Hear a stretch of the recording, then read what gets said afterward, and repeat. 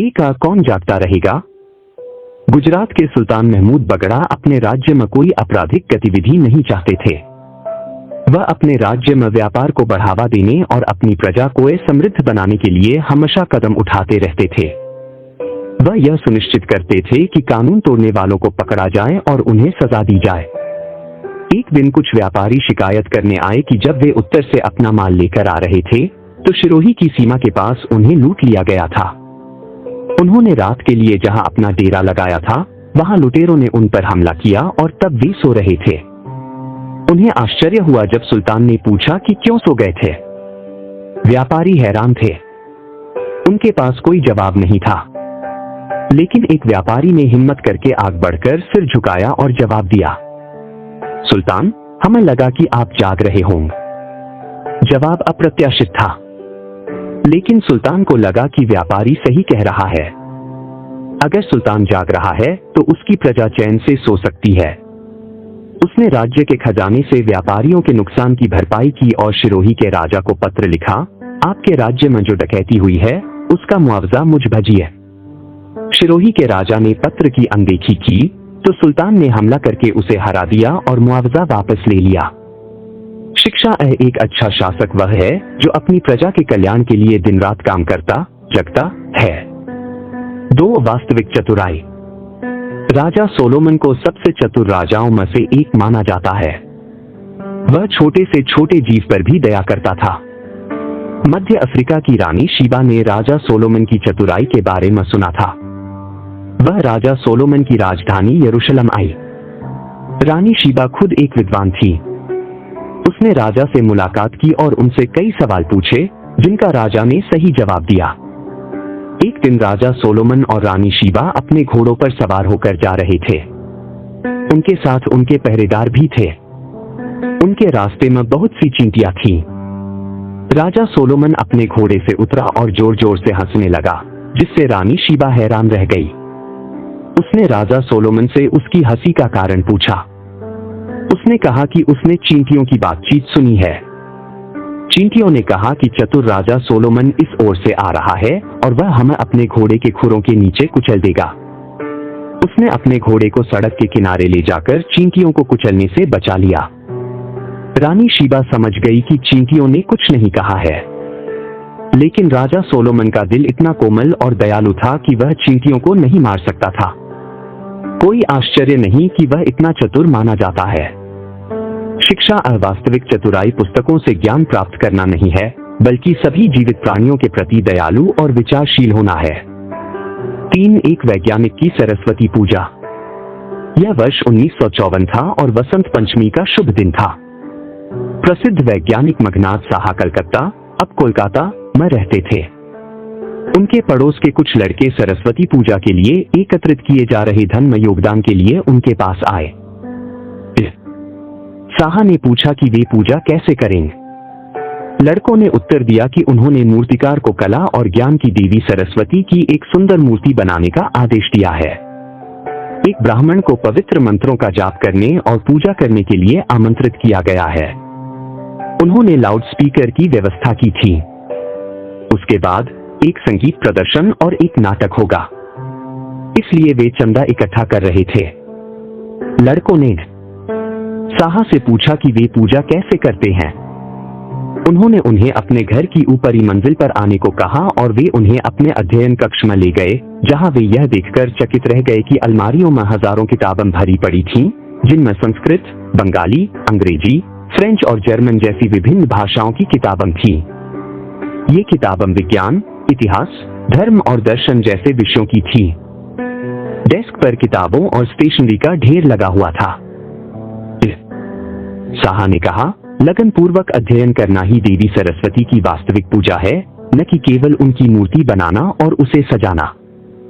16 फरवरी 1956 को वसंत पंचमी के दिन साहा का निधन हो गया, मानो उन्होंने यह सिद्ध कर दिया कि वे देवी सरस्वती के सच्चे पुत्र और भक्त थे। शिक्षा ईश्वर उनकी सहायता करता है जो स्वयं की सहायता करते हैं। देवी देवताओं की कृपा केवल कर्मकांडों से नहीं पाई जा सकती। इसके लिए निरंतर कड़ी मेहनत और लगन से काम करना पड़ता है। 4. सच्ची करुणा। यह घटना उस समय की है जब महात्मा गांधी वर्धा के आश्रम में रह रहे थे। परचू शास्त्री नामक एक ब्राह्मण पंडित को कुछ रोग था। संक्रमण के डर से कोई भी उसकी सेवा करने को तैयार नहीं था। गांधी जी ने उसकी सेवा करनी शुरू कर दी। वे उसे नहलाते, मरहम लगाते और अपने हाथों से खाना खिलाते। लोगों को आश्चर्य हुआ कि गांधी जी अपनी जान जोखिम में डाल रहे थे। यह घटना उनकी समाज सेवा की भावना को उजागर करती है। कई लोग कुष्ठ रोग के उपचार के लिए उपाय सुझाते हैं। एक व्यक्ति ने सुझाव दिया कि एक जीवित काले सांप को बंद बर्तन में रखकर आग पर तब तक रखना चाहिए जब तक सांप जलकर राख न बन जाए। फिर राख को शहद में मिलाकर रोगी को देना चाहिए। जब गांधी जी ने यह सलाह सुनी तो उन्होंने परचुरे से पूछा कि क्या वह प्रयोग करना चाहता है। परचुरे ने दृढ़तापूर्वक उत्तर दिया कि सांप की जगह उसे क्यों न मार दिया जाए और एक निर्दोष सांप को क्यों जिंदा जला दिया जाए। वह किसी और की जान की कीमत पर ठीक नहीं होना चाहता था। शिक्षा है किसी को व्यक्तिगत लाभ के लिए किसी अन्य जीव को नुकसान नहीं पहुंचाना चाहिए और किसी अन्य जीव की भलाई की रक्षा करनी चाहिए, भले ही उस व्यक्ति को नुकसान उठाना पड़े। 5 नेक काम का इनाम। गुणसार श्रेष्ठी एक जैन गृहस्थ थे और तपस्वियों को भोजन कराए बिना एक भी दिन नहीं गुजारते थे। ऐसा हुआ कि उनकी आर्थिक स्थिति खराब होने लगी। उनकी पत्नी को भरोसा था कि उसके पिता मदद करेंगे और उन्होंने अपनी पत्नी के आग्रह को मान लिया, हालांकि उन्होंने अपने जीवन में कभी किसी के सामने हाथ नहीं फैलाए थे। ससुराल जाते समय रास्ते में उन्हें एक जैन साधु मिले और खुशी हुई कि साधु ने उनका दिया हुआ भोजन स्वीकार कर लिया। आखिरकार वह अपने गंतव्य पर पहुंच गए। हालांकि वह अगली सुबह ही बिना आर्थिक मदद मांगे अपने ससुराल से चले आए, क्योंकि उनके साथ बहुत ही ठंडा व्यवहार किया गया था।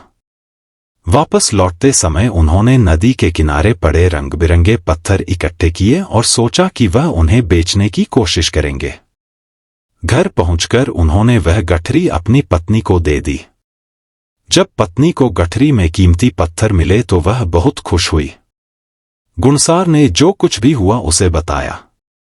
वे दोनों समझ गए कि ये रत्न भिक्षु को भोजन कराने के महान कार्य का पुरस्कार है। शिक्षा, धर्म और अच्छे कर्मों के परिणाम में दृढ़ और स्थिर विश्वास रखें। 6 धन का सदुपयोग। कुछ भारतीयों की धार्मिक परंपरा है कि वे ब्राह्मण पंडितों के लिए भोज का आयोजन करते हैं और फिर उन्हें पैसे देते हैं, क्योंकि उनका मानना है कि भोजन और पैसे उनके परिवार के सदस्यों की दिवंगत आत्माओं को शांति प्रदान करें।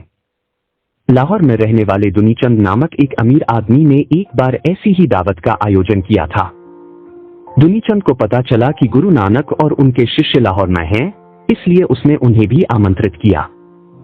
दावत के बाद गुरु नानक ने दुनीचंद को एक सुई दी और उसे निर्देश दिया कि इसे संभाल कर रखना और जब नानक स्वर्ग में उनसे मिलें तो उन्हें यह सुई दे देना, क्योंकि यह उनके कपड़ों की रफू करने के काम आएगी।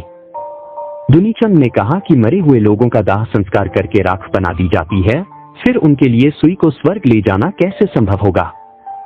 गुरु नानक ने कहा कि ऐसी स्थिति में ब्राह्मण पंडितों को दिया गया भोजन और पैसा उनके पूर्वजों तक कैसे पहुंच सकता है। गुरु नानक ने दुनीचंद को सलाह दी कि वह अपनी संपत्ति उन लोगों पर खर्च न करें जिनकी बुनियादी जरूरतें पहले से ही पूरी हो चुकी है और जरूरतमंद लोगों को सीधे पैसे देकर उन्हें आलसी न बनाए। इसके बजाय उसे जरूरतमंदों के लिए रोजगार के अवसर पैदा करने चाहिए ताकि वे अपने बच्चों को बेहतर शिक्षा दे सकें। दुनीचंद ने गुरु नानक की सलाह मान ली। शिक्षा लोगों को अपने पैरों पर खड़े होने में मदद करें ताकि उन्हें कुछ न मांगना पड़े और साथ ही आलस्य और अपराध को भी रोका जा सके। 7 सफलता की कुंजी। महान इटालियन कलाकार माइकल एंजेलो ने एक बार एक घोड़ा गाड़ी के अंदर संगमरमर का एक बेहतरीन पत्थर देखा। पत्थर को देखते ही उनके मन में उस पत्थर से मूर्ति बनाने की कल्पना आकार लेने लगी। कल्पना ने उन्हें इतना उत्साहित कर दिया कि वे गाड़ी के पीछे पीछे ऐसे चलने लग जैसे कि वे किसी मधोशी में हो। वह जानता था कि पत्थर को उसकी कार्यशाला में लाया जा रहा है। जैसे ही पत्थर को उसकी जगह पर रखा गया, माइकल एंजेलो ने दरवाजे बंद कर दिए और अपनी हथौड़ी और छेनी से पत्थर के अवांछित हिस्से को काटना शुरू कर दिया। वह दिन रात काम करता रहा, भूख और प्यास से बखबर। वह आराम करने के लिए भी नहीं रुका। उसने अपने औजार नीचे रख दिए और मूर्ति तैयार होने के बाद ही अपनी कार्यशाला के दरवाजे खोले। शिक्षा यदि कोई व्यक्ति माइकल एंजेलो की तरह जुनून, दृढ़ता और एक निष्ठता के साथ अपने लक्ष्य का पीछा करता है तो वह निश्चित रूप से उतना ही सफल होगा। 8 लाल बहादुर शास्त्री। लाल बहादुर शास्त्री स्वतंत्र भारत के दूसरे प्रधानमंत्री थे। निम्नलिखित घटना उस समय घटी जब वे भारत के स्वतंत्रता संग्राम में भाग ले रहे थे। अंग्रेजों ने उन्हें कैद कर लिया था। कारावास में उन्हें खबर मिली कि उनकी बेटी गंभीर रूप से बीमार है। उन्होंने उसे मिलने की अनुमति मांगी।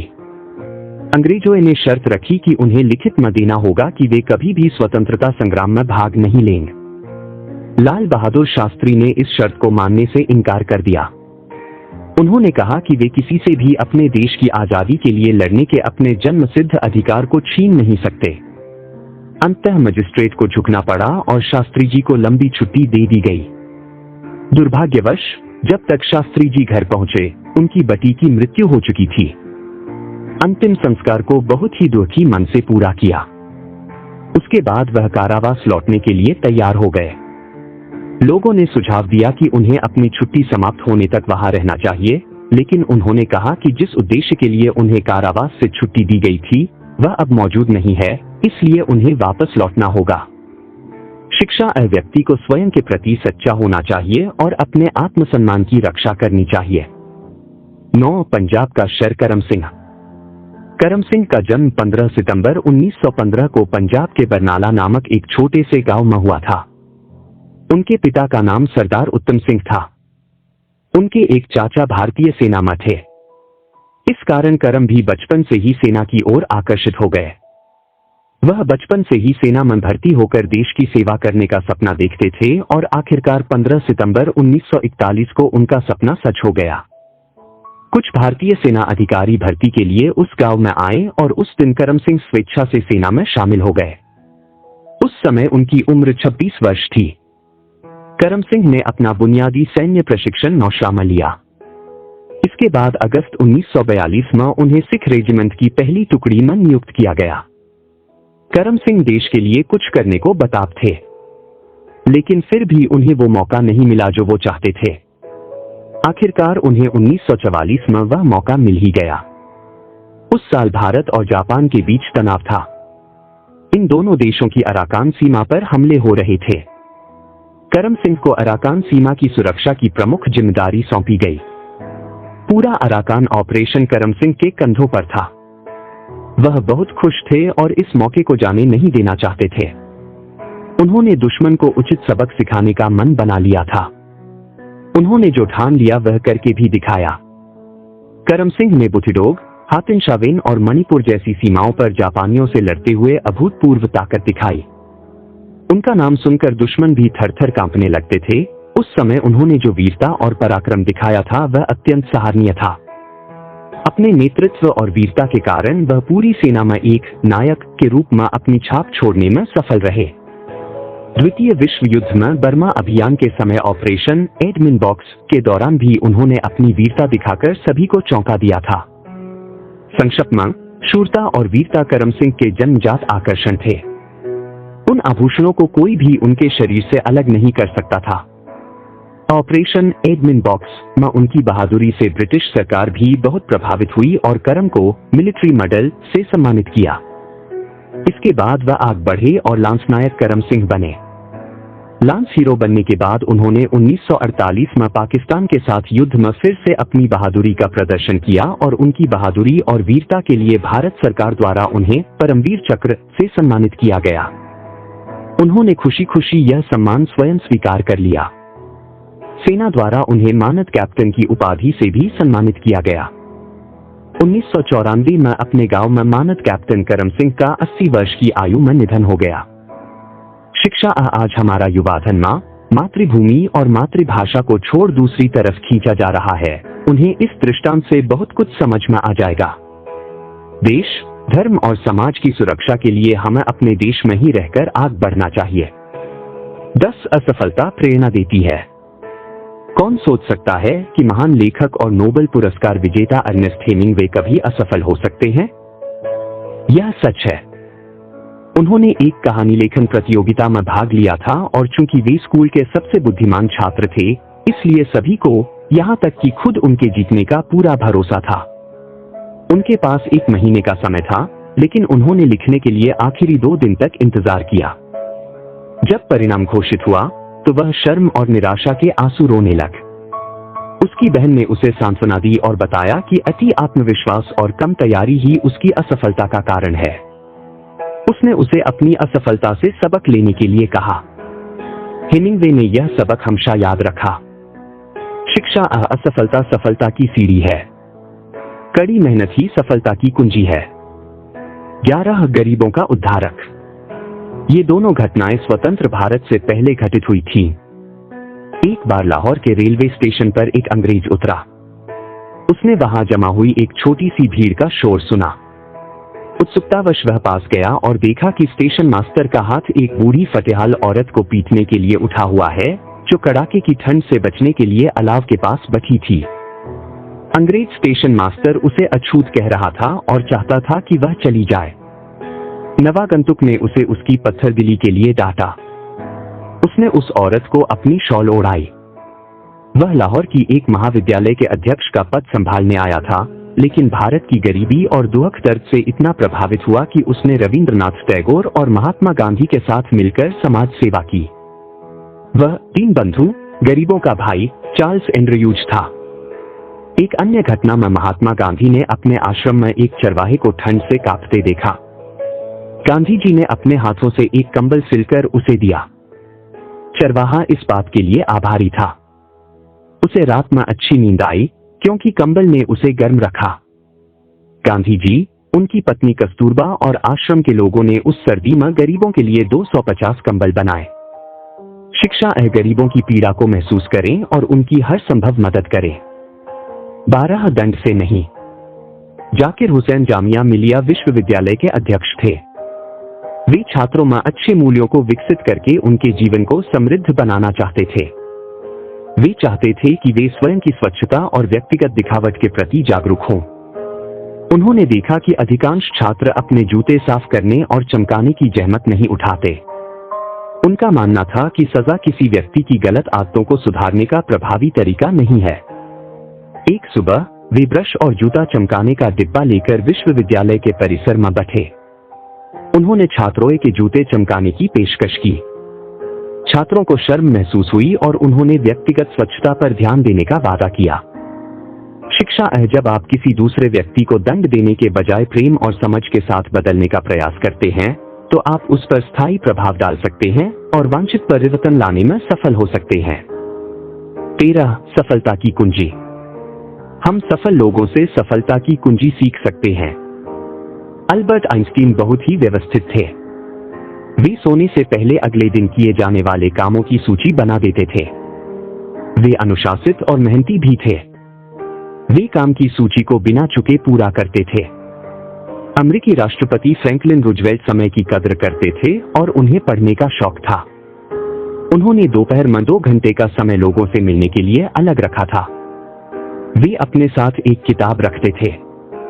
वह किताब को हाथ में लेकर खोलते थे और 2 आगंतुकों के बीच 1-2 मिनट के अंतराल में या जब आगंतुक के पास शब्द नहीं होते थे, तब उसे पढ़ने का मौका पकड़ लेते थे। इस तरह उन्होंने सैकड़ों किताबें पढ़ डाली। शिक्षा समय पैसे से अधिक महंगा है। 14 अपनी नैतिकता की रक्षा करें। डॉक्टर सुरेश भाई झवेरी अपने पैतृक स्थान पालनपुर को छोड़कर चिकित्सा रुदकसरत की पढ़ाई के लिए मुंबई आ रहे थे। उनकी मां ने उन्हें निर्देश दिया, बेटा, अपने माता पिता को शर्मिंदा मत करना। नशे की लत और धर्म द्वारा प्रतिबंधित भोजन से दूर रहना। लेकिन सुरेश भाई के विचार धीरे धीरे अपने कॉलेज के दोस्तों के प्रभाव में आकर भ्रष्ट हो गए। एक बार विचार भ्रष्ट हो जाए तो बुरे व्यवहार में परिणत होने में देर नहीं लगती। एक बार एक दोस्त की दावत में सुरेश भाई मांसाहारी व्यंजन खाने के लिए तैयार हुए। जैसे ही वे पहला कवल मुंह में डालने वाले थे, उनकी मां का चेहरा उनकी अंतरात्मा की आंखों में दिखाई दिया। वह उनसे कह रही थी, अगर तुमने वह खाया तो तुम मरे बटे नहीं। मुझ अपना चेहरा मत दिखाना। सुरेश भाई का हाथ कांप उठा और प्लेट उनके हाथ से गिर गई। उन्हें उल्टी होने लगी। उन्होंने अपनी मां द्वारा सिखाए गए नैतिक मूल्यों का सख्ती से पालन करने का संकल्प लिया। शिक्षा अपने माता पिता और धर्म की शिक्षाओं को कभी न छोड़े। वे अमूल्य हैं और आपके जीवन को समृद्ध बनाते हैं। 15 एक सहानुभूतिपूर्ण आत्मा। मोनालिसा के प्रसिद्ध इटालियन चित्रकार लियोनार्डो दा विंची की आत्मा बहुत ही संवेदनशील थी। एक बार यात्रा के दौरान वे एक खेत से गुजर रहे थे और अपनी प्यास बुझाने के लिए किसान की झोपड़ी में रुके। वहां उन्हें पिंजरे में बंद एक पक्षी को देखकर बहुत दुख हुआ। उन्होंने पक्षी को खरीदा और उसे आजाद कर दिया। किसान ने उनसे पूछा कि जब उन्होंने पक्षी पर पैसे खर्च किए थे तो उन्होंने ऐसा क्यों किया। वे पक्षी को अपने पास रख सकते थे या उसे लाभ के लिए बच सकते थे। लियोनार्डो ने कहा कि पक्षी खुशी से चहकते हुए उड़ गया क्योंकि उसे अपनी आजादी वापस मिल गई थी और यह किसी भी पैसे से ज्यादा कीमती था। शिक्षा धार्मिक और आध्यात्मिक दुनिया में प्रवेश करने की पहली शर्त सहानुभूति और करुणा है। यह मनुष्य होने का पहला और सबसे महत्वपूर्ण गुण भी है। 16 पानी बचाए। साबरमती आश्रम, जहां महात्मा गांधी रहते थे, साबरमती नदी के किनारे था। हर सुबह गांधी जी अपने दांत साफ करने के लिए नदी के पानी का इस्तेमाल करते थे। एक पर्यवेक्षक ने टिप्पणी की कि गांधी जी पानी का उपयोग करने में बहुत कंजूसी कर रहे थे। आमतौर पर लोग उनसे 8 से 10 गुना ज्यादा पानी का इस्तेमाल करते थे। गांधी जी ने उत्तर दिया कि नदियां राष्ट्रीय संपत्ति है। उनके पानी का विवेकपूर्ण उपयोग किया जाना चाहिए ताकि नदियां अपने मार्ग में आग आने वाले सभी स्थानों को जल प्रदान कर सकें। शिक्षा शास्त्रों ने कहा है कि पानी को घी की तरह इस्तेमाल करें। आज हम पानी की बर्बादी के कारण पानी की कमी का सामना कर रहे हैं। जल ही जीवन है। यह महत्वपूर्ण है कि ये नारे सिर्फ लिखे शब्द न रह जाए बल्कि एक मजबूत विश्वास बन जाए ताकि लोग पानी बचाने का प्रयास करें। 17 आओ हम अच्छाई फैलाएं। संयुक्त राज्य अमेरिका में ट्रक चालक बर्फ से ढकी सड़कों या दुर्घटना के कारण यातायात से भीड़ भाड़ के बारे में एक दूसरे को सूचित करने के लिए CBR सिटीजन बंक रेडियो नामक वॉकी टॉकी का उपयोग करते हैं। एक दिन टेडी नाम के एक छोटे लड़के की आवाज CBR पर सभी ड्राइवरों को सुनाई दी। उसने उन्हें बताया कि उसके पिता 18 पहियों वाला ट्रक चलाते थे और अक्सर उसे उसमें घुमाने ले जाते थे। दुर्भाग्य से उसके पिता की एक दुर्घटना में मृत्यु हो गई और इसलिए मां को जीविका के लिए काम करना पड़ा। उसने अनुरोध किया कि क्या उनमें से कोई उसे भी उसके पिता की तरह सैर कराने ले जा सकता है। थोड़ी देर के बाद टेडी के घर के बाहर ट्रकों की कतार लग गई। सभी ड्राइवर उसे एक एक करके सैर कराने ले गए। शाम को टेडी की मां ने CBR पर सभी ड्राइवरों को धन्यवाद दिया। शिक्षा स्वर्गीय श्री अब्दुल कलाम ने कहा था कि हिंसा और आतंक की नकारात्मक घटनाओं के बजाय ऐसी सकारात्मक घटनाओं को अखबारों के पहले पन्ने पर छापा जाना चाहिए। इससे अच्छाई फैलने में मदद मिलेगी। 18 धारवाड़ का राम राघोबारान। राम का जन्म 29 जून 1918 को धारवाड़ जिले के हवेली गांव में हुआ था। उनके पिता एक पुलिस कांस्टेबल के रूप में कार्यरत थे। पिता की नौकरी के चलते बार बार तबादलों के कारण राम की पढ़ाई प्रभावित हुई। पढ़ाई की चिंता में पिता अपने बेटे को अपने पैतृक गांव चंदिया ले आए और वहीं रखा। यह गांव मुंबई के पास उत्तरी कनारा जिले में स्थित है। 10 जुलाई 1940 को राम ने बॉम्ब इंजीनियर्स में भर्ती के लिए आवेदन किया। भर्ती के दौरान राम ने इतना अच्छा प्रदर्शन किया कि उन्हें सर्वश्रेष्ठ भर्ती पुरस्कार से सम्मानित किया गया। इसके बाद राम ने एक के बाद एक सफलता के कदम बढ़ाए और अपना जीवन भारत माता की सेवा में बिता दिया। सैन्य प्रशिक्षण के बाद राम राण को 28 फील्ड कंपनी में भर्ती किया गया। उस समय वह कंपनी 26 इन्फेंट्री डिवीजन के साथ बर्मा में जापानियों के खिलाफ लड़ रही थी। इस कंपनी में शामिल होते ही राम को एक महत्वपूर्ण कार्य सौंपा गया। वह काम था दुश्मन के गोला बारूद को नष्ट करना। यह काम उन्होंने बहुत ही कुशलता से पूरा किया। काम तो हो गया लेकिन एक बड़ी बाधा भी थी। राम राण की दोनों सेनाएं जापानियों की नजर में आ गई। ऊपर से जापानी सैनिक गोलियों बरसा रहे थे। राम राण की टुकड़ी धीरे धीरे नदी पर पहुंची जहां से उन्हें एक जहाज पर सवार होना था और वापस अपने क्षेत्र में पहुंचना था। एक बार बोर्ड पर आने के बाद कोई समस्या नहीं हुई। लेकिन दुर्भाग्यवश जिस ब्रिटिश जहाज से उन्हें वापस जाना था वह उस दिन नहीं आया। सब असमंजस में पड़ गए कि अब क्या करें। दुश्मन की गोलियां बढ़ती जा रही थी। आखिरकार दोनों टीमें नदी में कूद पड़ी। जापानी दुश्मन देख रहा था कि राम और उसकी दो सेनाएं नदी की तेज धारा में तैरकर वापस अपने विभाग में पहुंच गए। इस अदम्य उद्यम के लिए राम राण को हवलदार का पद दिया गया। 1948 में राम राण में इसी तरह का जोश और बहादुरी दिखाते हुए सुरंगों से भरी सड़क साफ की, भारतीय इलाकों को बचाया और दुश्मन को खदेड़ दिया। उनकी बहादुरी के लिए उन्हें परमवीर चक्र से सम्मानित किया गया था। भारतीय सेना में यादगार सेवा देने के बाद 24 जून 1948 को वह मजर पद से सेनानिवृत्त हुए, लेकिन उसके बाद भी करीब 10 साल तक सेना ने उनकी सेवा ली। 7 अप्रैल 1971 को वे सेवा से सेवानिवृत्त भी हो गए। सेवानिवृत्ति के बाद राम राण का स्वास्थ्य बिगड़ने लगा और अंततः 11 जुलाई 1994 को मृत्यु को मात देने वाले इस नायक का निधन हो गया। 76 वर्ष की आयु में पूना के कमांड अस्पताल में उनका निधन हो गया। भारत माता ने अपना एक वीर सपूत खो दिया। शिक्षा आज हम देख रहे हैं कि जिस विधर्मियों ने हमको सैकड़ों साल तक गुलाम बनाया, उनके ही देश में हम पढ़ने या व्यापार के हेतु से जाकर बस जाते हैं, वहां की नागरिकता भी पा लेते हैं।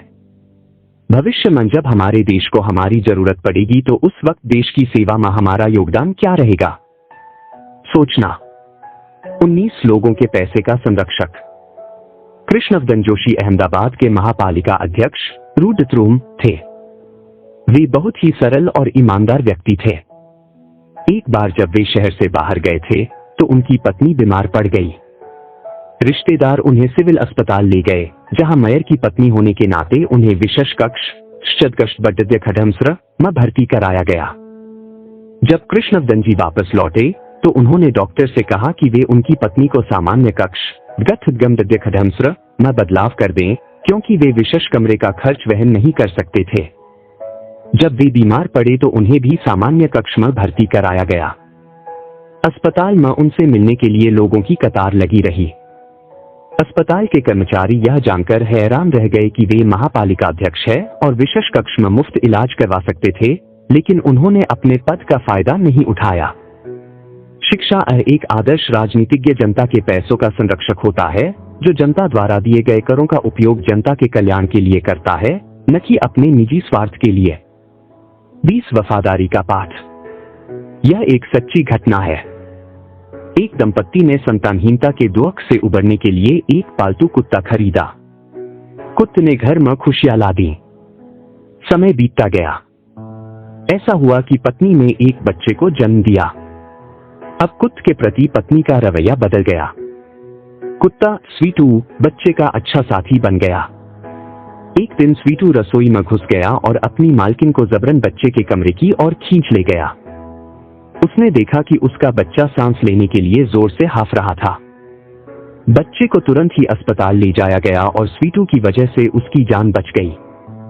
स्वीटू की मालकिन को इस बात का पछतावा हुआ कि उसने बच्चे के होने पर स्वीटू को किसी और को दे देने के बारे में सोचा था। शिक्षा एक मूंगा जानवर भी प्यार का बदला वफादारी से चुकाता है। अपने मालिक द्वारा दी गई रोटी के बदले में वह जीवन भर वफादारी करता है और हमन अच्छे संस्कार सिखा सकता है। 21 मानव सेवा। श्याम बाबू कोलकाता में परिचालक थे। उनकी आमदनी बहुत कम थी। वे देशी चिकित्सा से अपने ज्ञान का इस्तेमाल शुद्ध और जरूरतमंद लोगों की बीमारियों को ठीक करने में करते थे। वे उनके लिए दूध और फल भी खरीदते थे। जैसे जैसे उनके पास लोगों की भीड़ बढ़ती गई, वे अपनी नौकरी पर देर से पहुंचने लग। आखिरकार उनकी नौकरी चली गई। उन्हें अपनी आजीविका की कोई चिंता नहीं थी। अब वे अपना सारा समय अपने सामाजिक कल्याण कार्यों में लगाते थे।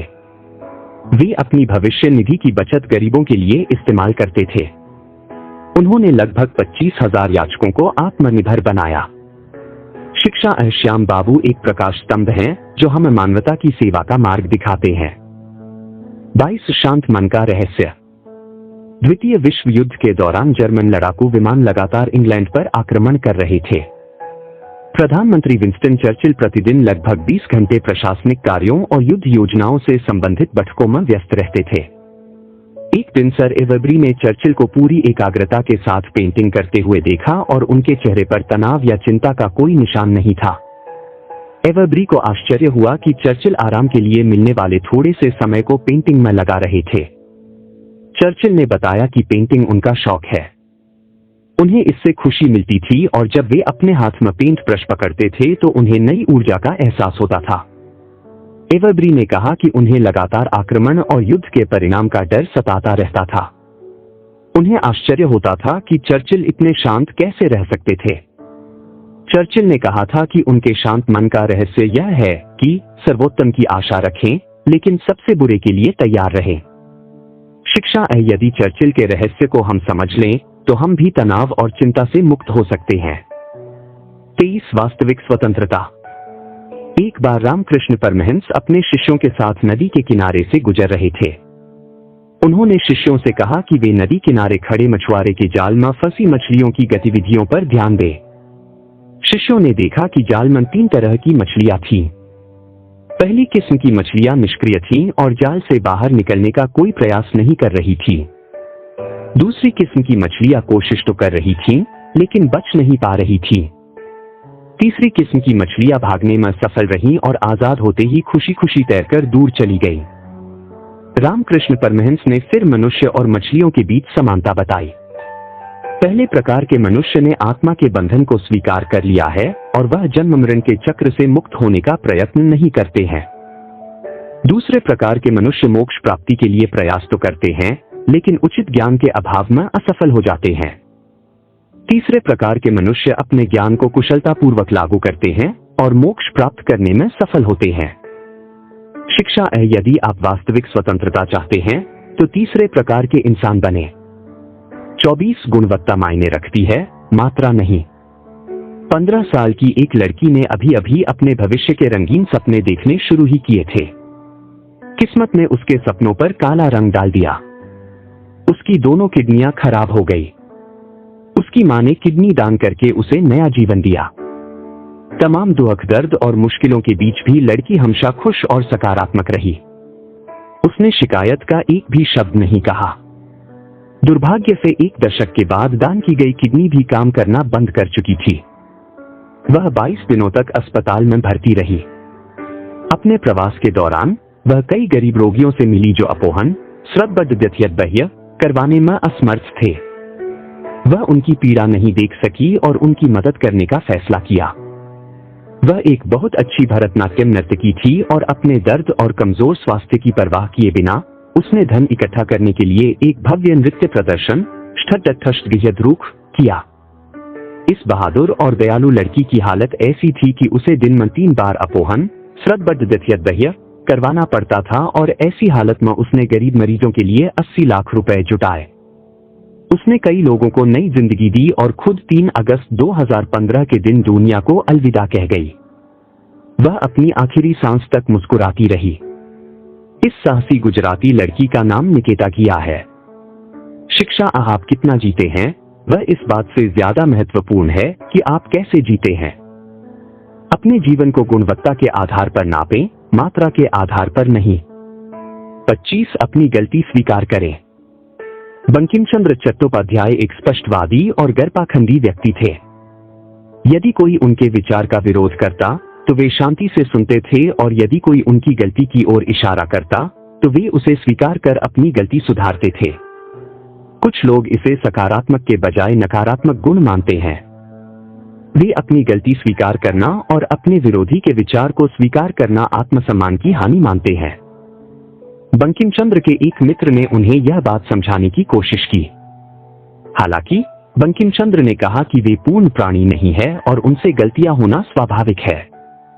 इसलिए किसी को अपनी गलती का एहसास होने पर उसे स्वीकार कर लेना चाहिए। शिक्षा सॉरी और मिच्छामी दुक्कड़म जैसे क्षमा के शब्द हम बुद्धिमानों द्वारा दिए गए हैं। धार्मिक ग्रंथों में गंधर भगवान श्री गौतम स्वामी द्वारा एक जैन गृहस्थ से क्षमा मांगने का उल्लेख है। फिर हमें अपनी गलती स्वीकार करने में क्यों शर्म महसूस करनी चाहिए। 26 अपने कर्मचारियों के साथ अच्छा व्यवहार करें। एक फैक्ट्री मालिक हर महीने अपने 125 कर्मचारियों को वेतन मिलने के दिन पार्टी देता था। वह कर्मचारियों को सामग्री लाने के लिए 1000 रुपए देता था और 2 महिला कर्मचारी मिठाई बनाती थीं, जिसका कर्मचारी दोपहर के भोजन के बाद लाभ उठाते थे। मालिक को इससे कई लाभ हुए। कर्मचारी प्रबंधन के साथ घनिष्ठ और मैत्रीपूर्ण हो गए, अपने काम में अधिक ईमानदार हो गए और फैक्ट्री में माहौल खुशनुमा और मैत्रीपूर्ण हो गया। इससे उत्पादकता बढ़ाने में मदद मिली। मालिक को ऐसा करने की प्रेरणा आचार्य भगवंत श्री रत्न सुंदर सूरी जी के प्रवचन सुनने के बाद मिली, जिसमें उन्होंने उपदेश दिया था कि नियोक्ता को अपने कर्मचारियों के घर साल में कम से कम एक बार उनके परिवार के लिए मिठाई लेकर जाना चाहिए। फैक्ट्री मालिक ने यह विकल्प तब सोचा जब 125 घरों में जाना असंभव लग रहा था। शिक्षा प्रत्येक नियोक्ता का कर्तव्य है कि वह अपने कर्मचारियों की देखभाल रतन टाटा की तरह करे और उन्हें खुश रखे। 27 समाज की बेहतरी के लिए काम करें। 200 वर्ष से भी अधिक पहले गुलामी की कुप्रथा पूरे विश्व में प्रचलित थी। यह वर्ष 1785 था। कैम्ब्रिज स्कूल के एक शिक्षक ने छात्रों को दास्ता के पक्ष या विपक्ष पर एक निबंध लिखने को दिया। थॉमस क्लार्कसन को सबसे अधिक अंक मिले। हालांकि उन्हें इससे कोई सरोकार नहीं था। वह पूरी लगन से महसूस करते थे कि उन्हें दास्ता को खत्म करने के लिए कुछ करना चाहिए। उन्होंने अपने निबंध को अखबारों में प्रकाशित करवाया। उन्होंने इसकी प्रतियां समाज के सुधारकों, विचारकों और संपन्न लोगों को भेजी और उनकी राय मांगी। उन्हें अच्छी प्रतिक्रिया मिली। उन्होंने गुलामी को खत्म करने के लिए एक संगठन बनाया और 22 साल की कड़ी मेहनत के बाद उन्हें सफलता मिली। ब्रिटिश संसद और बाद में सभी देशों की सरकारों ने गुलामी को खत्म करने के लिए एक अधिनियम पारित किया। शिक्षा सामाजिक बुराइयों को दूर करने और अपने सपनों की दुनिया बनाने के लिए लगातार और अथक प्रयास करें। 28 मांसाहारी भोजन से दूर रहें। अभय कुमार ओसवाल पंजाब के एक उद्योगपति थे। वे जैन मुनि आचार्य भगवंत श्री वल्लभ सूरी जी के भक्त थे। अभय कुमार ने मुंबई पेट्रोकेमिकल्स नामक कंपनी का अधिग्रहण किया। उन्होंने आदेश दिया कि कंपनी के रसोई घर में अंडे और मछली सहित मांसाहारी भोजन नहीं पकाया जाना चाहिए। मजदूर हड़ताल पर चले गए और मामला अदालत में चला गया। अभय कुमार ने तर्क दिया कि शाकाहारी भोजन परिपूर्ण है और कंपनी को मांसाहारी भोजन परोसने के लिए मजबूर नहीं किया जा सकता। फैसला उनके पक्ष में हुआ। कंपनी को फिर से शुरू किया गया और अभय कुमार के नेतृत्व में इसने अच्छा मुनाफा भी कमाया। शिक्षा मांसाहारी भोजन न खाएं और न ही परोसे। 29 जनपाल के गुरबचन सिंह सलारिया। गुरबचन सिंह का जन्म 29 नवंबर 1935 को पंजाब के गुरदासपुर के एक सुदूर गांव जनपाल में हुआ था। यह इलाका अब पाकिस्तान में है। वह मूलतः राजपूत थे।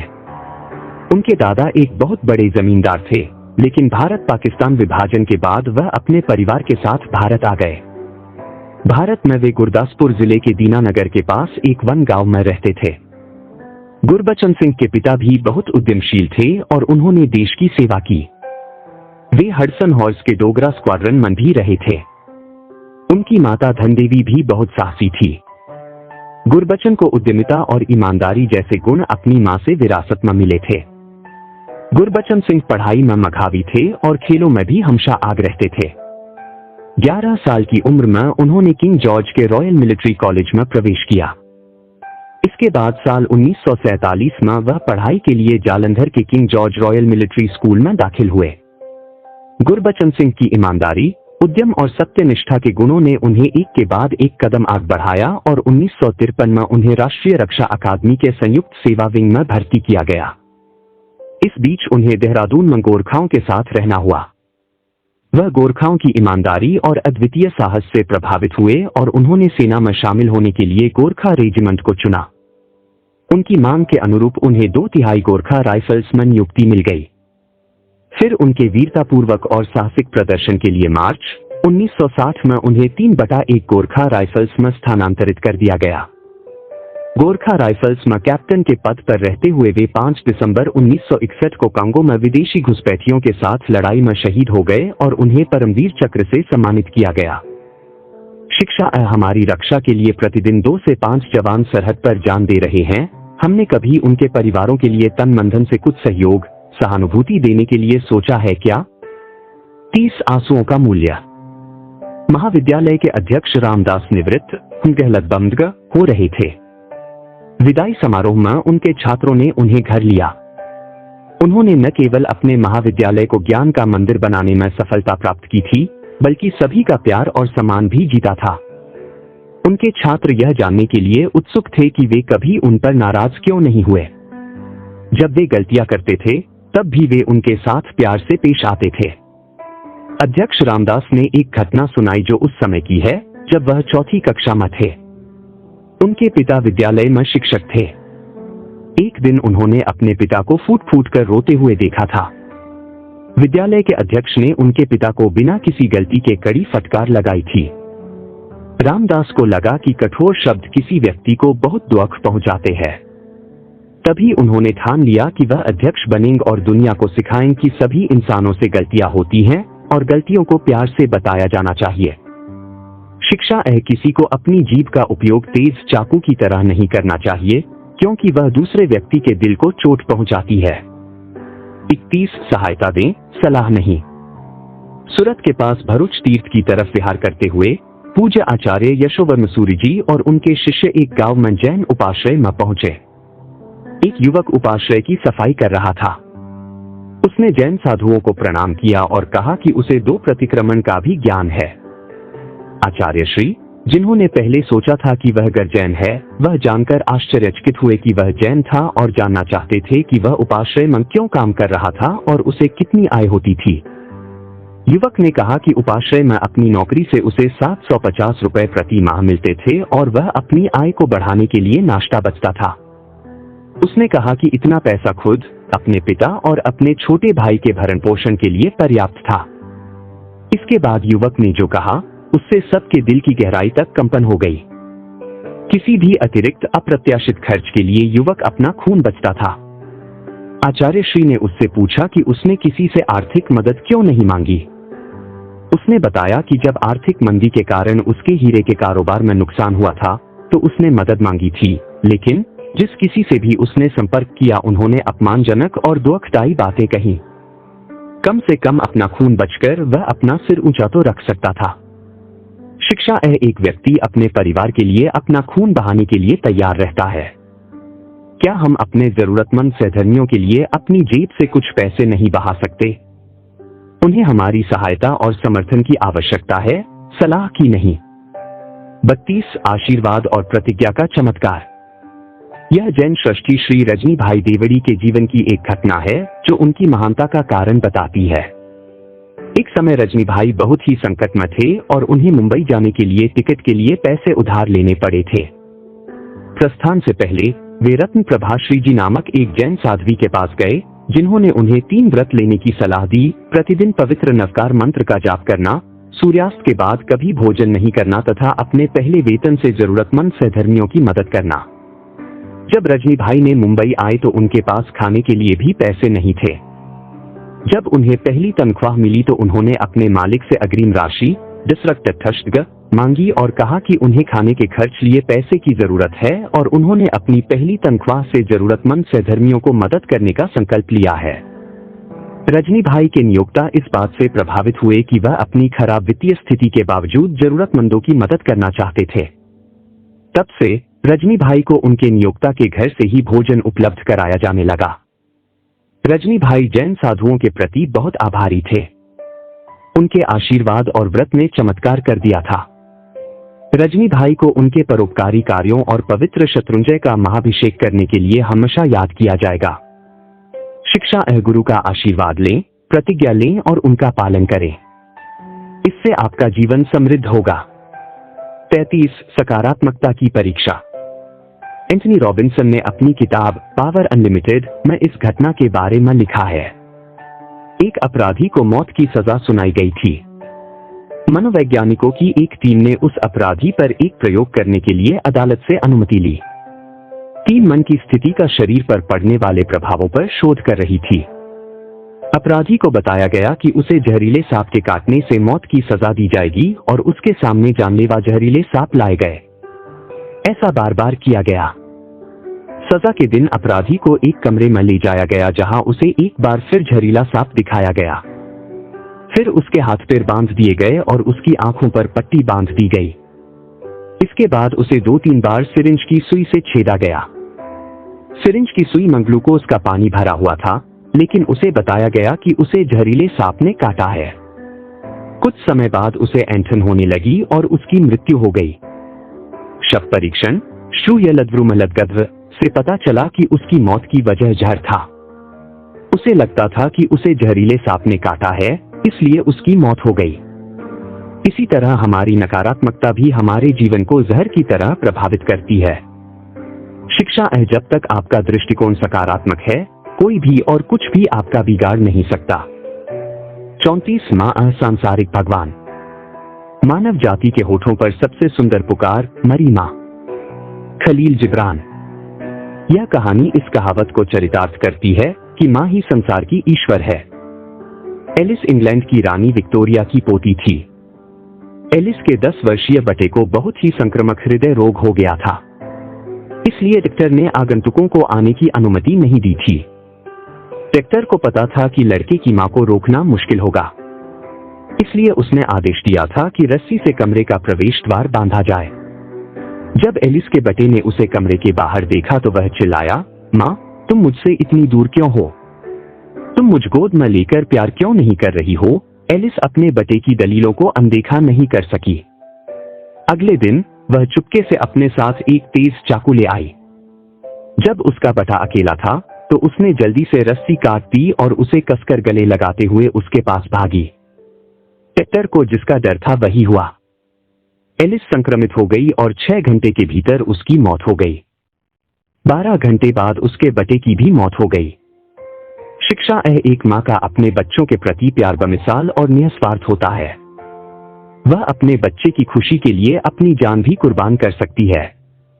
इसलिए हर किसी को अपने माता पिता को वृद्धाश्रम में कभी नहीं भेजना चाहिए। 35 शारीरिक विकलांगता आत्मा में नहीं। यह महाराष्ट्र के बारामती निवासी एक धनी जैन व्यापारी विलास भाई की बेटी की सच्ची कहानी है। बेटी बड़ी हो गई थी, लेकिन वह बौनी थी। चलते समय वह अपना संतुलन नहीं रख पाती थी, इसलिए वह बच्चों की तरह रेंगती थी। अगर वह बैठती तो उसके शरीर में जलन होती। ऐसी प्रतिकूल परिस्थितियों में भी वह हमेशा खुश रहती और अपने जागने के सारे घंटे धार्मिक अध्ययन और अभ्यास में बिताती।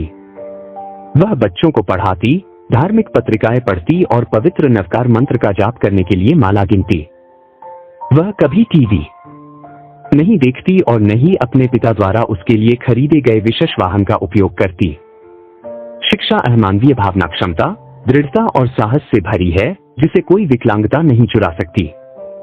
36 प्रलोभनों से दूर रहें।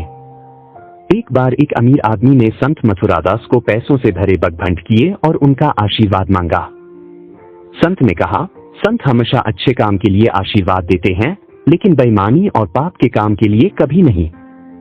इसलिए कृपया यह कचरा हटा दें। धनी व्यक्ति के आग्रह करने पर संत ने पूछा, क्या तुम्हें अच्छा लगा यदि कोई तुम्हारे घर में बिछे मखमली कालीन पर कूड़ा फेंक दे? धनी व्यक्ति ने अपना सिर हिला दिया। संत ने जोर देकर कहा, मैंने अपने दिल से सारी गंदगी निकाल दी है ताकि भगवान उसमें वास करे। मैं नहीं चाहता कि तुम अपनी गंदगी से मेरे दिल को खराब करो। अमीर आदमी अपने पैसे लेकर चला गया। शिक्षा है, कभी भी साधु संतों को भौतिक संपदा का लालच न दें। 37 एक दूसरे की मदद करें। जीवन प्रशिक्षण सेमिनार का विषय था जीवन जीने की कला। सेमिनार में भाग लेने वाले लोगों को एक कार्य दिया गया।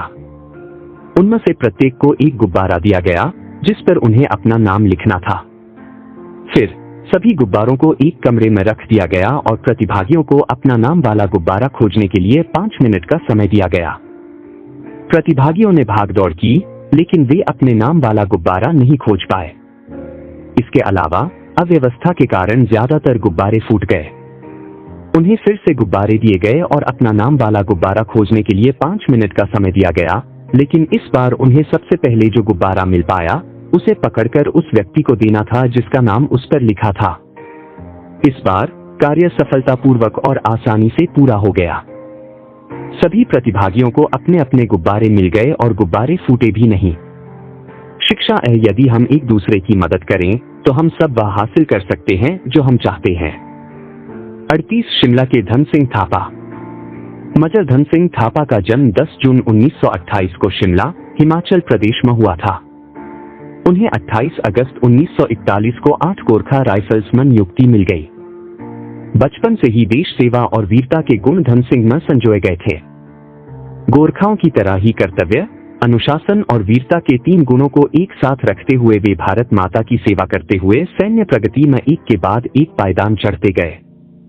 अंततः उन्हें सिरजापमैन टी कंपनी के कमांडिंग ऑफिसर के रूप में नियुक्त किया गया।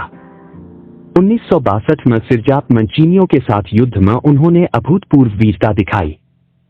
उस युद्ध के दौरान वे शत्रुओं को मारते मारते उनके क्षेत्र में पहुंच गए, जहां से चीनियों ने उन्हें पकड़ लिया और चीन ले गए।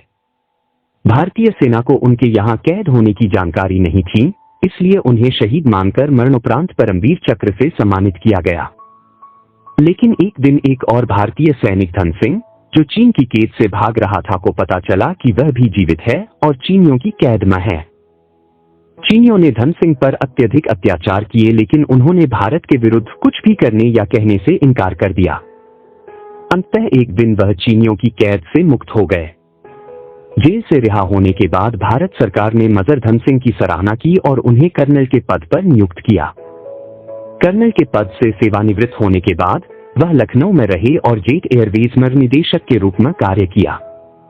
मेजर धन सिंह थापा का 6 सितंबर 2005 को 77 वर्ष की आयु में निधन हो गया।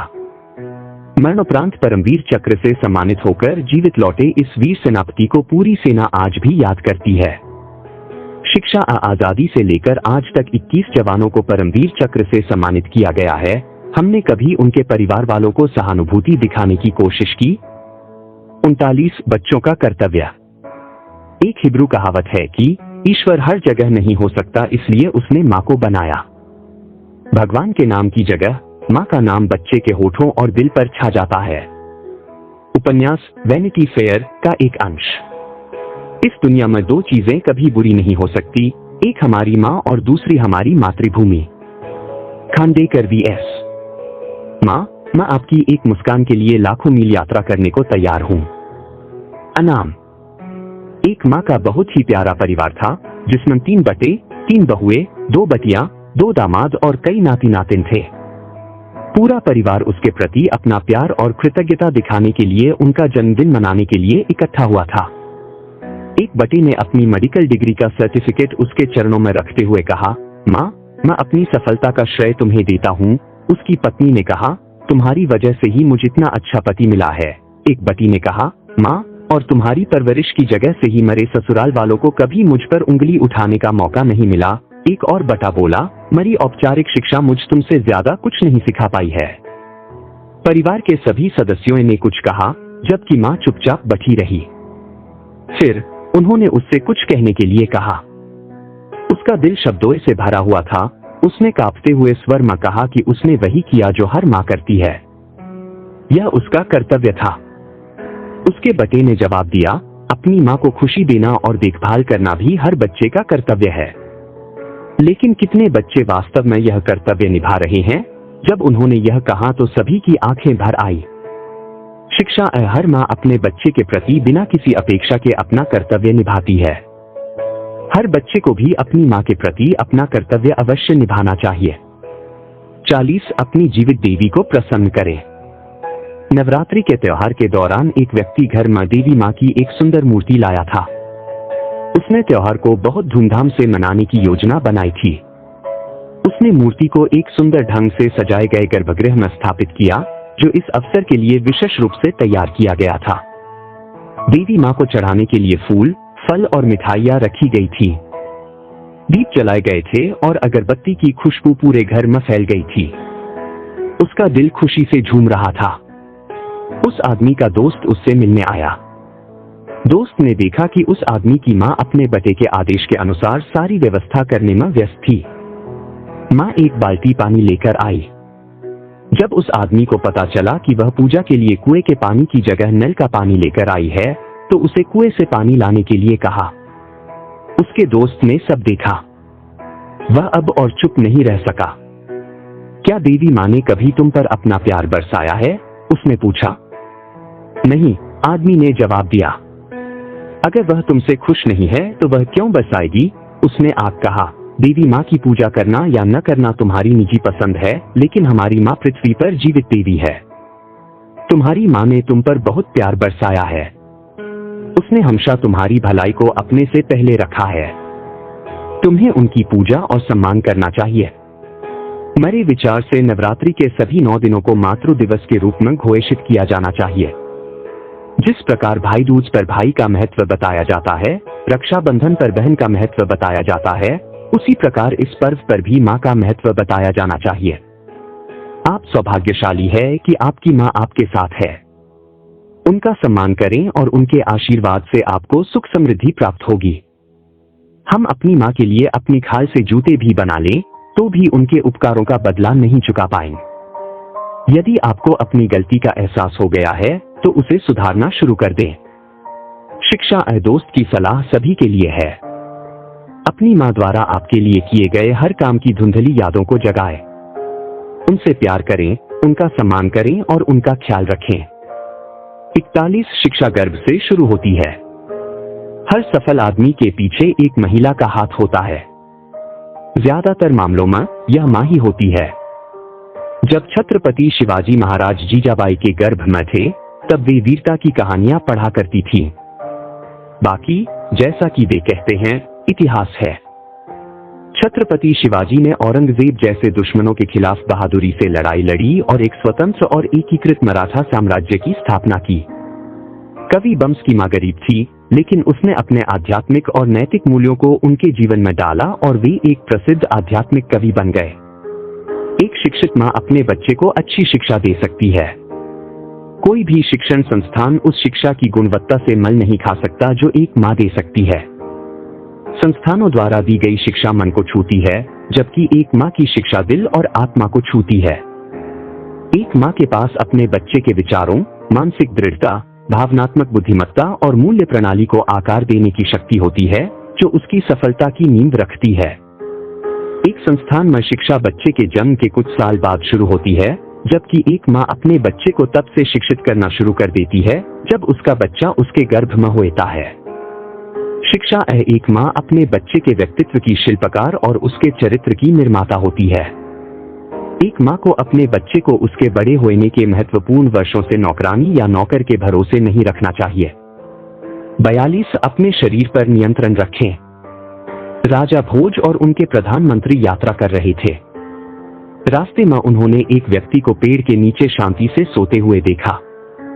राजा भोज को आश्चर्य हुआ कि ऊबड़ खाबड़ जमीन पर इतनी शांति से कैसे सो सकता है। उनके प्रधानमंत्री ने कहा, महाराज, एक व्यक्ति अपनी परिस्थितियों के अनुसार समायोजित होना और जीना सीखता है और उसका शरीर भी उसकी इच्छा का पालन करता है। राजा भोज बात समझ न पाए, इसलिए प्रधानमंत्री ने बात राजा को साबित करने के लिए एक प्रयोग करने की अनुमति ली। प्रधानमंत्री ने सोए हुए व्यक्ति को जगाया और उससे कहा कि अब उसे जीविका के लिए काम करने की आवश्यकता नहीं है, क्योंकि वह राजा के महल में रहेगा और राजा उसकी सभी आवश्यकताओं की पूर्ति करेगा। उस आदमी को सोने के लिए मुलायम तकिया और गद्दा दिया गया। कुछ दिनों के बाद गद्दे को एक ढेलेदार गद्दे में बदल दिया गया। अगले दिन उस आदमी को दरबार में बुलाया गया। राजा ने देखा कि उसकी आंखें लाल थीं और उसने इसका कारण पूछा। आदमी ने कहा कि वह पूरी रात सो नहीं पाया क्योंकि गद्दा उसके शरीर को चोट पहुंचा रहा था और फर्श सोने के लिए बहुत कठोर था। प्रधानमंत्री ने राजा से कहा, महाराज, जब आप समझ गए होंगे, जो व्यक्ति कभी ऊबड़ खाबड़ जमीन पर आराम से सो सकता था, वह कुछ दिन आराम की जिंदगी जीने के बाद समतल जमीन पर भी नहीं सो सकता। शिक्षा हमारा शरीर हमारा गुलाम हो सकता है यदि हम इसे अपनी इच्छानुसार काम करने के लिए प्रशिक्षित करते हैं। 43 पूरी दुनिया मरी है। एक राजा ने अपने जन्मदिन पर राजधानी के विद्वानों को दावत पर आमंत्रित किया। राजा ने विद्वानों से कहा, आप सभी मरे शहर का असली गौरव है। मैं अपने जन्मदिन पर आप सभी को एक उपहार देना चाहता हूं। मैं 24 घंटे का समय दे रहा हूं और कल आप में से प्रत्येक अपनी क्षमता के अनुसार सबसे लंबी दीवार बना सकता है और मैं आपको अपनी दीवार के भीतर की जमीन उपहार में दूंगा। घर पहुंचकर विद्वानों ने दीवार बनाने के लिए पैसे का इंतजाम करना शुरू कर दिया। अगले दिन सर्वेश ने पूरे जोश के साथ काम शुरू कर दिया। राजा निरीक्षण के लिए आया। वह यह देखकर आश्चर्यचकित हुआ कि एक स्थान पर दीवार टूटी हुई थी। राजा जानना चाहता था कि यह किसने किया। एक साधारण सा दिखने वाला आदमी आग बढ़ा। हर कोई उसकी मूर्खता पर हंसने लगा। राजा ने उससे पूछा कि उसने अपनी दीवार क्यों गिरा दी। उस व्यक्ति ने उत्तर दिया, महाराज, मैंने सोचा कि चाहे मैं कितनी भी लंबी दीवार बना लूं, दीवार के भीतर की जमीन हमेशा बाहर की जमीन के मुकाबले छोटी ही रहेगी। इसलिए मैंने अपनी दीवार गिरा दी ताकि मुझ लग कि मैं इस सारी जमीन का मालिक हूं। शिक्षा असंकीर्ण सोच वाले लोगों को लगता है कि उनके पास जो कुछ भी है वह पर्याप्त नहीं है, लेकिन जब संकीर्ण सोच की दीवारें टूट जाती है तो उन्हें लगता है कि पूरी दुनिया उनकी है। 44 हिमाचल प्रदेश के विक्रम बत्रा। विक्रम बत्रा का जन्म 9 सितंबर 1974 को हिमाचल प्रदेश के पालमपुर के पास धुगर गांव में हुआ था। उनके पिताजी एल बत्रा प्रिंसिपल थे और मां कमला बत्रा भी एक शिक्षिका के रूप में कार्यरत थी। विक्रम के माता पिता बहुत शांत और सरल स्वभाव के थे। उन्होंने बचपन से ही विक्रम में सादगी और बहादुरी के गुण डाले थे। कॉलेज की पढ़ाई के दौरान विक्रम एनसीसी से जुड़े। उसी ट्रेनिंग के दौरान वह सेना की ओर आकर्षित हुए और उसने मनोमन लश्कर में शामिल होकर देश की सेवा करने का फैसला किया। इस 1994 में विक्रम ने पहली बार अपने पिता से सेना में शामिल होने की इच्छा व्यक्त की और उनके पिता ने उसका स्वागत किया। इसके तुरंत बाद विक्रम ने सेना में भर्ती होने के लिए पर्याप्त तैयारी की और कुछ ही समय में उनका चयन नौसेना में हो गया। कुछ समय बाद विक्रम ने अपना मन बदल लिया। उन्होंने सोचा कि अगर वह नौसेना में रहेंगे तो उन्हें देश के लिए कुछ करने का मौका नहीं मिलेगा। यह विचार आते ही उन्होंने नौसेना में शामिल होना रद्द कर दिया और भूसेना में शामिल होने के प्रयास शुरू कर दिए। 1996 में उनकी यह इच्छा भी पूरी हो गई। वह सेना में शामिल हो गए और देश के लिए कुछ करने का मौका तलाशने लगे। अधिकारी विक्रम की वीरता से इतने प्रसन्न थे कि वे उन्हें शेरशाह के उपनाम से संबोधित करते थे। 1999 में जब पाकिस्तान ने कारगिल क्षेत्र पर कब्जा कर लिया था, तब कैप्टन विक्रम बत्रा 13 जम्मू और कश्मीर राइफल्स में कार्यरत थे। उनके ग्रुप को पॉइंट 5140 पर कब्जा करने का आदेश मिला। उनकी टीम ने बहादुरी से मुकाबला किया और वहां विजय पताका लहराई। इसके बाद उन्हें पॉइंट 4875 पर कब्जा करने के लिए भेजा गया। वहां पर भी वे बहादुरी से लड़े और वहां विजय पताका फहराना संभव बनाया। लेकिन उसी लड़ाई में लेफ्टिनेंट नवीन को बचाने जाते समय 7 जुलाई 1999 को उनकी मृत्यु हो गई। उनकी दोगुनी वीरता के लिए भारत सरकार ने उन्हें परमवीर चक्र से सम्मानित किया। 45 आशा कभी मत खोना। कोनोसुके मात्सुशिता का जन्म जापान के वासा नामक गांव में एक बहुत अमीर परिवार में हुआ था। हालांकि परिवार की किस्मत ज्यादा दिन तक नहीं टिकी। कोनोसुके के पिता को भारी आर्थिक नुकसान हुआ। कोनोसुके के भाई बहन एक घातक बीमारी के कारण मर गए। कोनोसुके, जो उस समय सिर्फ 9 साल का था, उसको स्कूल छोड़ना पड़ा और काम करना पड़ा। कोनोसुके ने हिबाची नामक कंपनी में मुश्किल से 1 साल काम किया था और कंपनी को बंद करना पड़ा। नौकरी की उनकी तलाश आखिरकार तब खत्म हुई जब उन्हें ओसाका इलेक्ट्रिक लाइट कंपनी ने नौकरी पर रख लिया। कोनोसुके अपने खाली समय में प्रयोग किया करते थे और उन्होंने इलेक्ट्रिक सॉकेट का आविष्कार किया। कोनोसुके को उम्मीद थी कि उनके आविष्कार के लिए उनकी कंपनी उन्हें बड़ा इनाम देगी, लेकिन उन्हें तारीफ का एक शब्द भी नहीं मिला। उसने अपने प्रयोग जारी रखे। 23 साल की उम्र में उन्होंने अपनी नौकरी से इस्तीफा दे दिया। अपने दोस्तों के साथ साझेदारी फर्म में शामिल हो गए और अपने घर में ही अपना कार्यालय स्थापित कर लिया। यह मात्सुशिता इलेक्ट्रिक इंडस्ट्रियल कंपनी की शुरुआत थी। एक दिन अचानक कोनोसुके को अपने इलेक्ट्रिक स्केट के लिए एक बड़ा ऑर्डर मिला, जिसे उन्होंने नेशनल ब्रांड नाम से बचा। ऐसा लगा जैसे उनकी परीक्षा की अवधि समाप्त हो गई थी और भगवान उनके लचीलेपन और धैर्य को पुरस्कृत कर रहे थे। वह सफलता की सीढ़ियां चढ़ने लग। आखिरकार पैनासोनिक नाम उनके ब्रांड नाम के साथ जुड़ गया और उनकी कंपनी नेशनल पैनासोनिक दुनिया की सबसे बड़ी इलेक्ट्रिकल कंपनी बन गई। शिक्षा जीवन में आने वाली कठिनाइयों के सामने कभी घुटने मत टेको। 46 मई क्यों? आर्थर एश एक टेनिस खिलाड़ी थे और विंबलडन ग्रैंड स्लैम के विजेता थे। 1983 में उन्हें एड्स होने का पता चला। इसका कारण हृदय शल्य चिकित्सा के दौरान उन्हें दिया गया लड़ढंक HIV संक्रमित रक्त था। उन दिनों एड्स के बारे में बहुत अधिक जागरूकता नहीं थी। उनके लाखों प्रशंसक हर रोज उनके जीवन के लिए प्रार्थना करते थे। वे उन्हें पत्रों के जरिए अपनी शुभकामनाएं भेजते थे। उनके एक प्रशंसक ने लिखा, आपको भगवान से पूछना चाहिए कि इस दुनिया के अरबों लोगों में से उन्होंने आपको यह भयानक बीमारी क्यों दी। आर्थर एश ने एक शानदार जवाब भेजा, भाई आपकी शुभकामनाओं के लिए धन्यवाद। इस दुनिया में लगभग 50 मिलियन बच्चे टेनिस खेलना चाहते हैं। उनमें से लगभग 5 लाख इसे अच्छी तरह से खेलने में सक्षम हैं और उनमें से लगभग 50,000 पेशेवर रूप से टेनिस खेलने में सक्षम है। लगभग 5,000 को राष्ट्रीय और अंतर्राष्ट्रीय टूर्नामेंट में प्रवेश मिलता है। उनमें से मुश्किल से 50 ग्रैंड स्लैम स्तर तक पहुंच पाते हैं। केवल 4 खिलाड़ियों को ग्रैंड स्लैम टूर्नामेंट के सेमीफाइनल खेलने का मौका मिलता है और केवल 2 ही फाइनल तक पहुंच सकते हैं। अंत में खिताब केवल एक ही खिलाड़ी जीत सकता है। जब मैं वह भाग्यशाली विजेता बना तो मैंने भगवान से यह नहीं पूछा कि उन्होंने मुझ अरबों लोगों में से विजेता के रूप में क्यों चुना है। फिर मैं कैसे पूछ सकता हूं कि उन्होंने मुझ इस बीमारी के लिए क्यों चुना है। शिक्षा है, यदि आप किसी परिस्थिति को सही ढंग से देखते हैं तो आप दुखद स्थिति में भी अपनी खुशी बरकरार रख सकते हैं एवं प्रभु के प्रति उच्च समर्पित भाव भी प्रकाशित होता है। 47 समय पर किया गया एक टाका 9 टाकों से बचाता है। एक युवक ने एक जीवन प्रशिक्षक से यह प्रश्न पूछा, हम सभी को विभिन्न समस्याओं का सामना करना पड़ता है, लेकिन हम में से अधिकांश लोग ईमानदारी से प्रयास करने के बावजूद उन पर काबू पाने में असमर्थ क्यों हैं? जीवन प्रशिक्षक ने कहा कि वह एक प्रयोग की मदद से समझाएगा। उसने एक बर्तन में पानी भरा और उसमें एक मंडक को डाल दिया। मंडक चाहता तो पानी से बाहर कूद सकता था, लेकिन वह पानी में मौजमस्ती करने में व्यस्त था। एक स्टोव जलाया गया और उस पर बर्तन रख दिया गया।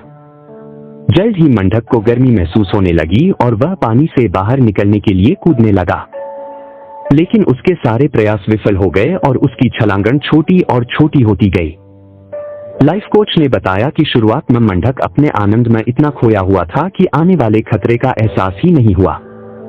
बाद में उसके शरीर ने अपनी अधिकांश ऊर्जा आसपास के पानी के बढ़ते तापमान के साथ अपने तापमान का संतुलन बनाए रखने में खर्च करना शुरू कर दिया। नतीजन, जब वह बाहर कूदना चाहता था तो उसके पास जरूरी ऊर्जा नहीं थी। शिक्षा है, किसी समस्या को यह सोचकर नजरअंदाज न करें कि वह बहुत छोटी है। उसे हल करें इससे पहले कि वह आपकी क्षमता से ज्यादा बड़ी हो जाए। 48 वीर सावरकर एकमात्र नेता।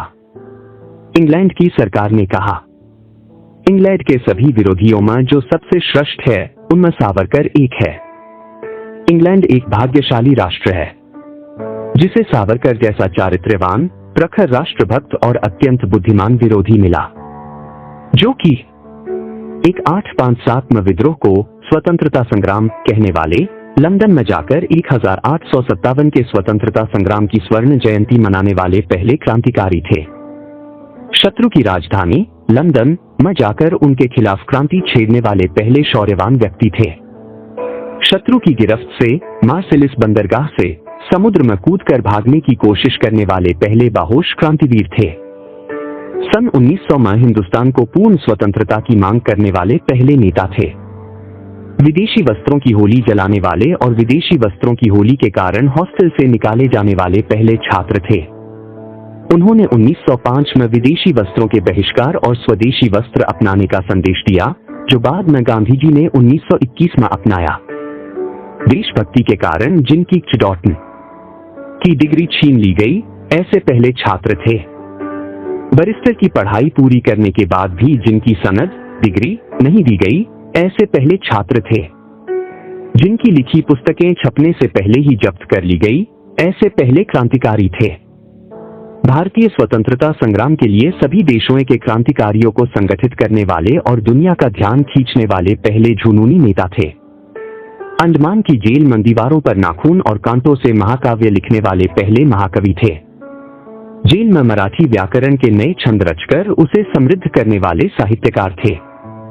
भाषा शुद्धिकरण का महत्व समझाने वाले, मातृभाषा और राष्ट्रभाषा का गौरव बढ़ाने वाले पहले व्यक्ति थे।